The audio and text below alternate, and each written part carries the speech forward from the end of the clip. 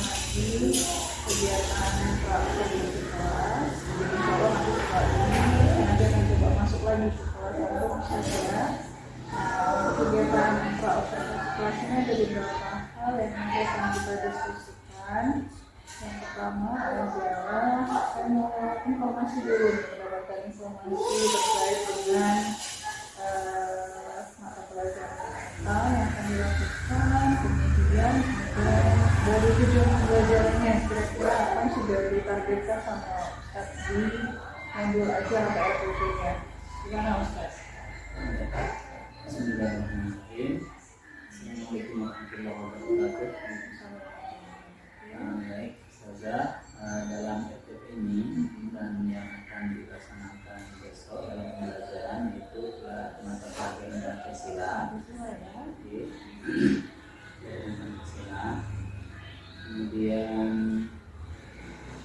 tujuan pembelajaran untuk sikap yang mau kita yang mau kita capai di sini, sama dengan mengikuti pembelajaran Pancasila ini peserta didik dapat sama berlatih berdoa dalam setiap aktivitas. Kemudian yang kedua, peserta didik dapat membiasakan diri menghargai aturan yang ada.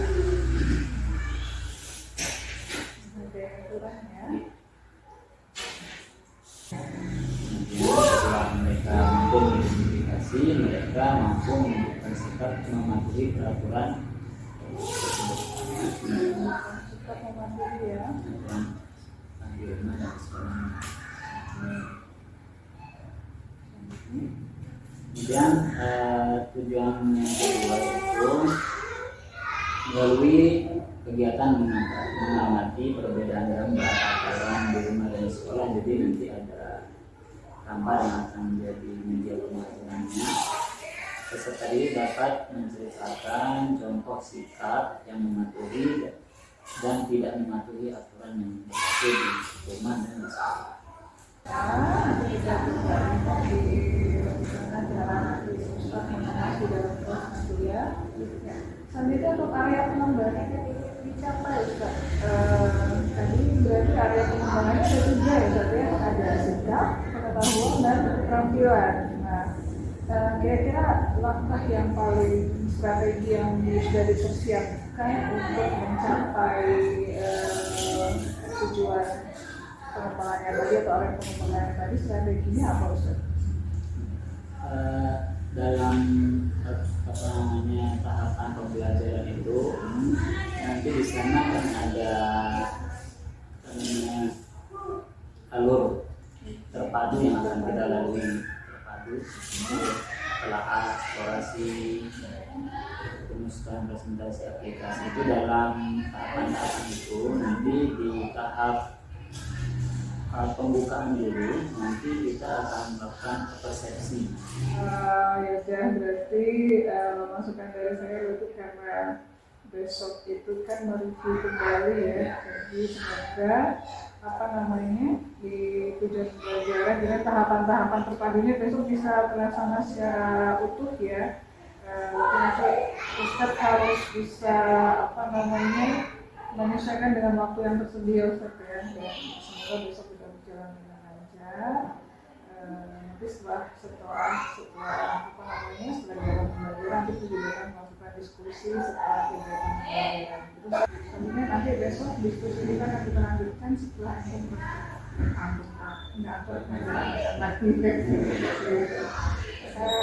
lihat ada file ini kan di share aja via atas media untuk filenya, di print out nanti dilihat pengennya terpadu area teksnya semua. Masih pagi ya. Dengan ucapan Assalamualaikum warahmatullahi wabarakatuh.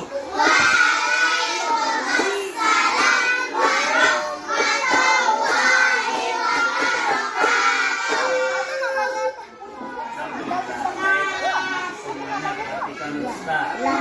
Ustadz Safa. Sobahul khair. Baik, Pak Aldo.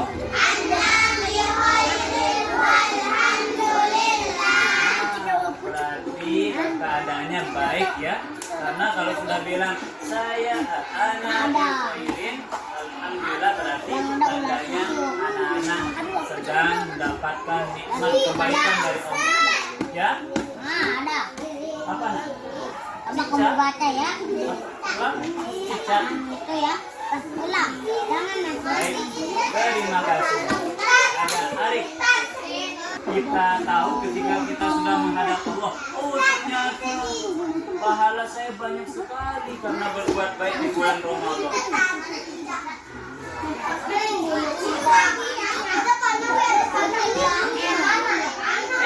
Kalau mau berbicara itu harus bertanya angkat tangan. Kalau mau berbicara angkat tangan dulu. Ada Arif. Arif. Dengarkan, kalau mau berbicara angkat tangan ya. Tapi belum dulu.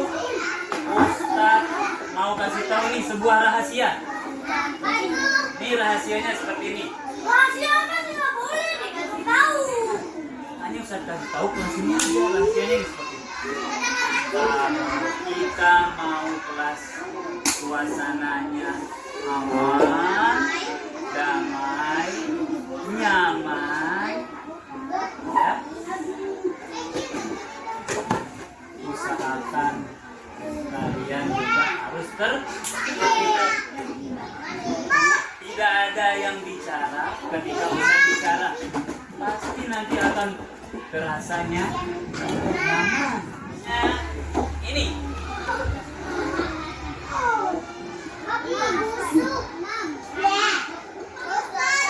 iya.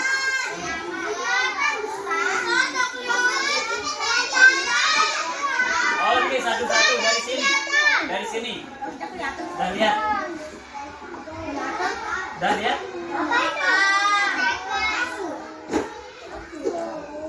Udah?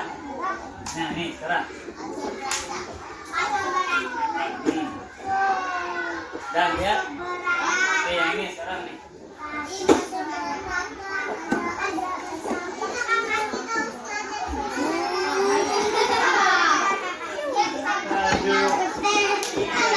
Kayaknya ini orang ini yang foto ini kemarin pergi ke rumahnya ini. Sekarang lihat yang ini, yang kedua. Tangannya kecil dari sini. Mewah.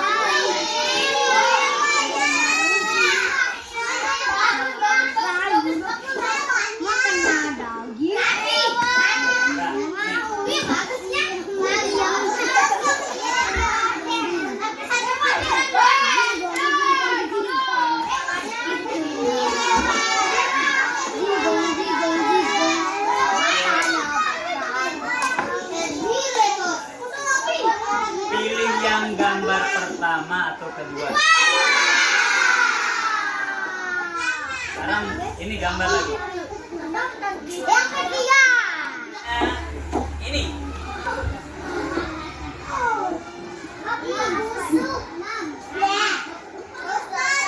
Iya.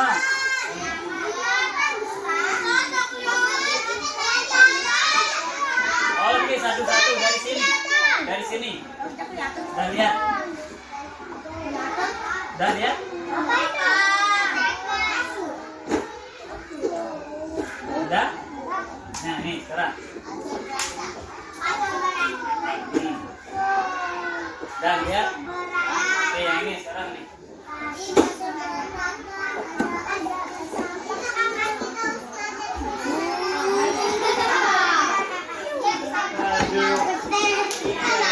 Kayaknya ini orang ini yang foto ini kemarin pergi ke rumahnya ini. Sekarang lihat yang ini, yang kedua. Tangannya kecil dari sini. Mewah.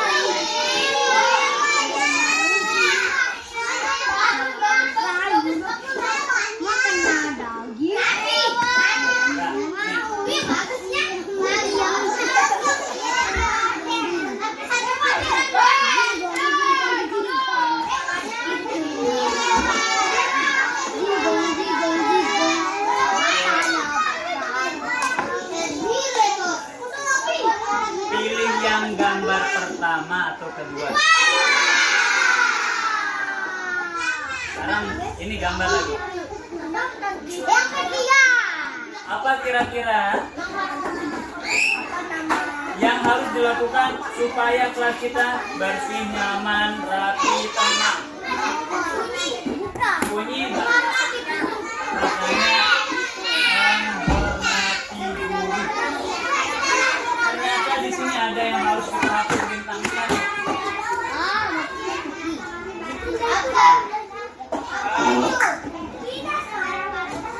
Menghormati guru. Barang yang ada sudah sesuai tempatnya enggak? Kita lihat mulai dari meja kita.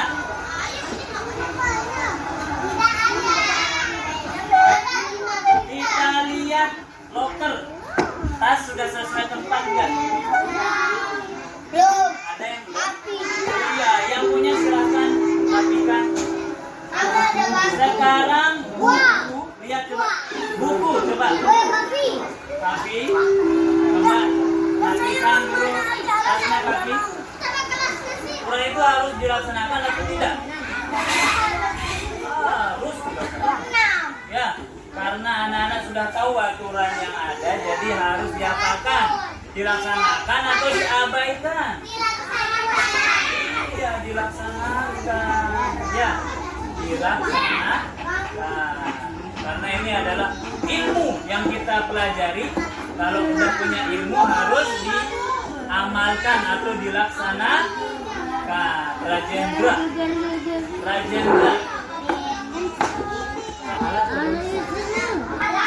Bagus, pahala dari siapa? Dari Allah Subhanahu wa Ta'ala. Ada. Cara ingat. Duduk tertib, kita akan pulang. Siapa yang datang pertama? Yang kedua kita. Yang kedua dan pertama. Silakan maju ke depan. Yang pertama dan kedua. Silakan. Dari hasil observasi pembelajaran yang tadi ada beberapa catatan, tapi secara umum, secara keseluruhan itu sudah lebih bagus lah dari 2-3 kali terakhir kemarin saya masuk mengamati atau mengajar Ustaz ya. Kemudian yang pertama. Yang kedua, dari terpadu yang dilaksanakan itu kan terpadu itu seperti yang kemarin kita dibicarakan di pra observasi itu dia sudah sebenarnya sintak dari terpadu itu kan masuk di scientific approach ya, pendekatan saintifik kan sebenarnya udah masuk ke sana. Jadi tadi ada beberapa tahapan yang sudah alhamdulillah sudah terlaksana juga dengan baik, walaupun mungkin secara berurutan ada beberapa catatan juga. Yang kedua, kemudian yang ketiga catatannya adalah penggunaan media ya Ustadz ya. Anda tadi sudah sangat maksimal menggunakan media dan sudah bagus. Gambar yang antum pilih itu juga cukup menarik perhatian anak-anak ya. Saya rasanya begitu. Jadi melihat gambar yang sesuai dan tidak sesuai itu juga bukan tidak sesuai. Gambar yang memang orang pasti akan memilih yang bersih dibandingkan dengan yang kotor. Jadi ketika diberikan perbandingan dua gambar yang berbeda, anak akan terpacu langsung apa ya? Udah langsung alurnya itu udah langsung bisa dilaksanakan dengan baik. Dari yang sudah di alur yang sudah antum gunakan tadi, mereka udah menemukan ininya lah apa namanya, kalau dari tujuan pembelajarannya kekuatan mereka mampu membedakan, kemudian memilih dan membuat apa namanya aturan yang ada di kelas. Tapi kan PR-nya di apa namanya di aplikasinya mereka membuat aturan nanti yang di rumah itu seperti apa, itu kan nanti bisa antum tagih lagi ya. Tapi pada tahap tertentu itu sangat membantu kita dalam proses mengajar. Jadi kalau memang harapannya nanti kalau di pembelajaran yang berikutnya semuanya bisa disiapkan lebih awal, supaya aku juga tidak terburu-buru nanti ketika mengajar harus mencari lagi bagaimana. Bersedia pasti kita akan banyak siapkan.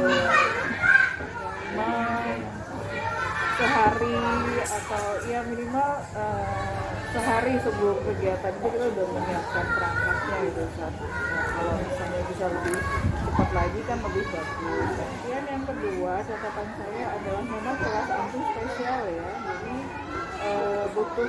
butuh apa ya, yang mengajar di kelas kebetulan antum yang saya lihat tadi yang mengajar harus punya mungkin trik-trik khusus ya, atau bagaimana mengkondisikan anak-anak. Karena mereka ya, selain mereka yang usianya masih usia kelas 1,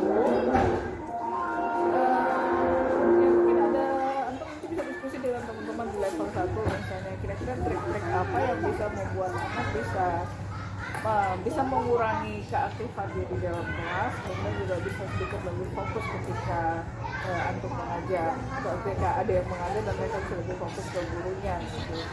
Karena rata-rata hampir ini ya, hampir setengahnya ya anak-anak baik laki-laki maupun perempuan itu atensinya termasuk rendah ya ketika belajar, ketika ada guru yang menyampaikan sesuatu di depan kelas. Itu yang saya lihat yang hari ini Ustaz.